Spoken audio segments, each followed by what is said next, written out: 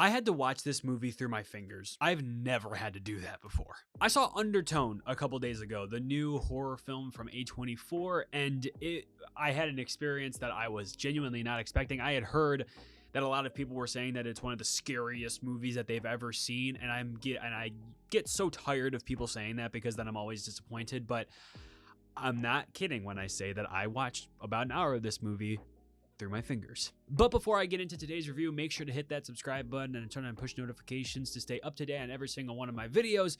But let's get into today's review. Undertone is the new horror movie from A24 about this woman who is currently taking care of her sickly, dying mother while also being the co-host of a podcast that her and her friend do at 3 in the morning. And what they do is talk about voicemails and try to figure out cryptic messages within those voicemails to try and see if they can solve murders or figure out why people did the things that they did, and it gets pretty crazy from there. But this particular day or night, they come across this email that was sent to them in which there are 10 links to voicemails from the same two people, and as they go through them, they begin to, realize the people's names that are sending them the voicemails. But the one big thing that they start to realize is that it's all about these cautionary childhood tales and how they link to each other, and how if you listen to them in specific ways, these cryptic messages come out of them and begin to warn people about, the true nature of people.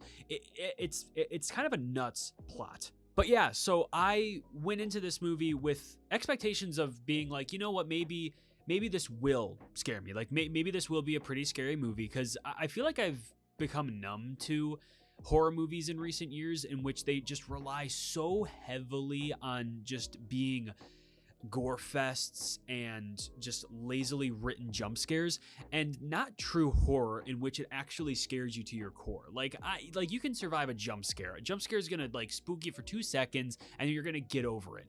It's about the lasting effects of what a horror movie can do, and I feel like this movie accomplishes something that I haven't seen in at least a decade. So that is the biggest compliment that I can give to this movie. Now, it's not a movie that I would be like, it's amazing. It's just not my cup of tea. I feel like a lot of horror fans will love this movie. Actually, you know what? I feel like a lot of horror fans will either love or hate this movie, because I think horror fans have their own specific genre of horror and what kind of films that they like. Some of them really do like those gory movies, because this movie's not gory at all.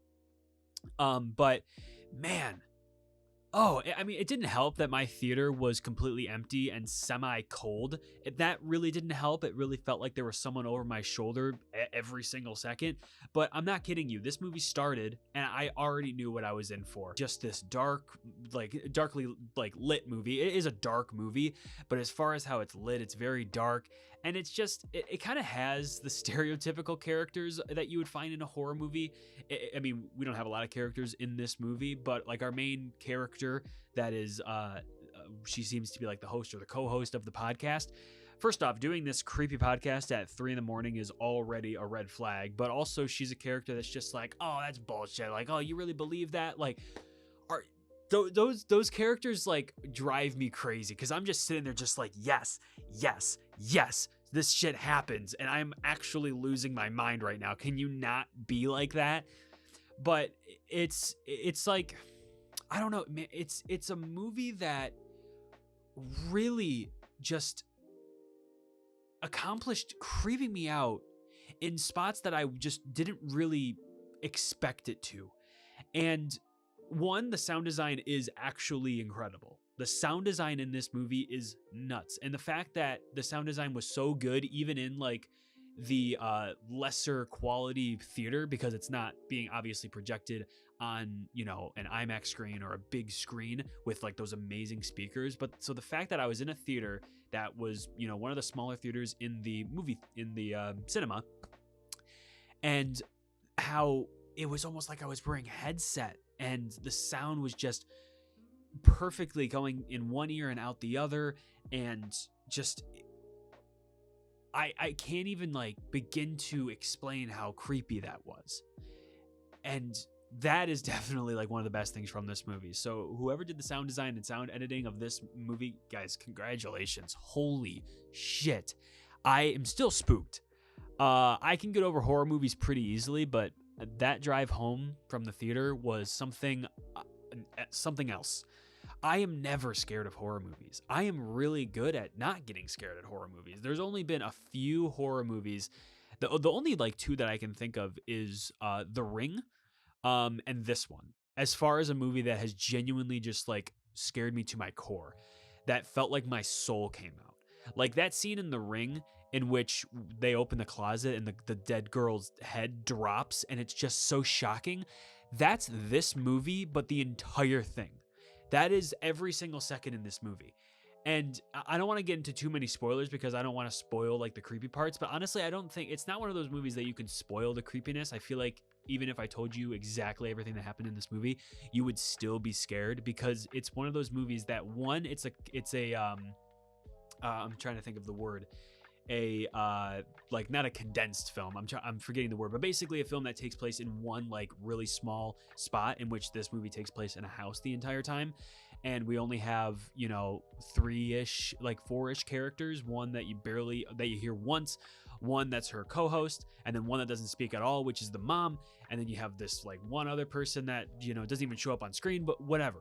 It's one of those movies that you're really following and moving forward with every single piece of dialogue. And it's a movie that very specifically like builds itself up in a way that you think something's going to happen every second, but then you start realizing that that's not this movie's not like that. It's not a movie that's just building up jump scares. It's genuinely a movie that's putting you in a moment and letting you figure out how you want to react and feel within that. So like you're in this dark room. We keep constantly seeing this doorway over her shoulder that's dark. And, typically you would imagine like once the scene starts getting tense that someone's gonna, come in. But that never like happens. And I'm sorry, that might be a spoiler, but and that kind of is a spoiler because it kind of kills the feel of like someone coming through that door. So sorry, but anyways, you'll still be scared of this movie. But it's one of those movies that really does a really great job at kind of like, I don't know, like what's the word, with your expectations, just like completely doing the opposite of what you think is going to happen. It's not a jump scary movie. It's genuinely a horrifying movie. And like I said, I didn't say it in this video, but I said it in my TikTok, this is not a paid partnership. And a lot of people are going to think, you're a paid partnership because you're saying it's that scary. Like, no movie's that scary. Guys, I'm not even joking with you. I have never in my life had to watch a movie through my fingers. I, a couple times in this movie, thought about actually leaving. But I know, like, whenever I think about that, if like I'm watching a bad movie and I want to leave the theater, I always think to myself, well, if I leave the theater and I don't finish the movie, then my opinion on it's kind of invalid because I haven't seen the whole thing, so I can't judge it on a full thing. So I always get through the movie, no matter how bad, no matter how scary, no matter blah blah blah blah blah. It's frightening. It's frightening, and actually, it is a pretty great movie. It's a good horror movie. Obviously, it's one of the better horror movies that I've seen ever. I mean, seriously, it is one of the better horror movies because it genuinely is a horror movie.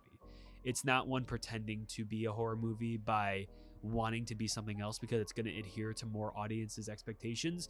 It is one that I feel that not a lot of people are going to talk about, not a lot of people are going to see, and this might not even be a good way of getting people to go see it because people are like genuinely terrified of horror movies. But if you're interested in being like scared beyond belief, then watch this movie. Watch it. It is so it's not even funny, guys. It's not even funny how scary this movie is.